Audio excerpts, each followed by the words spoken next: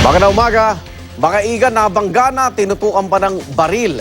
Yan po sinabi na isang estudyante sa San Juan City mula sa isang pulis na ngayon ay pinaghahanap na ng mga otoridad. Darito ang unang balita ni Mav Gonzalez. Exclusive. Nanginginig pa at naiiyak ang estudyanteng ito matapos umanong tutukan ng baril ng nakaalitan niyang pulis sa San Juan kahapon. Naglalakad daw pa uwi sa Lopez Santos Corner and Domingo ang biktimang college student. Patawid na siya sa eskinita nang dumating ang sasakyan ni PO3 Mario Duran. Pinilit daw ng pulis na dumiretso kaya nabangga niya sa balikat ang estudyante. Pinalo raw ng estudyante ang sasakyan para ipaalam na nabangga siya. Doon na bumaba ang suspect na nakasibilyan. Paghinto po niya sa akin, galit na galit po siya, pinagmumura ko.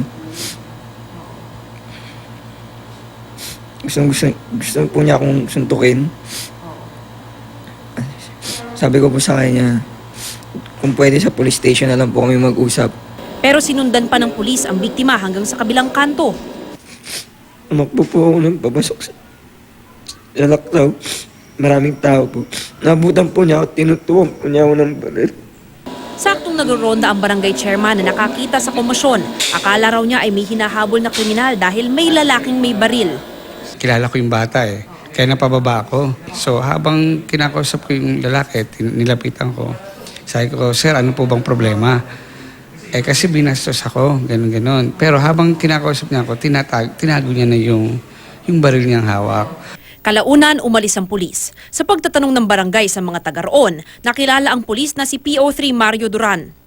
Then pag napatunayan na pulis nga ito, maaaring makasuhan ng grave threat and unjust vexation. Bukod doon, pwede siya masampahan ng administratibo.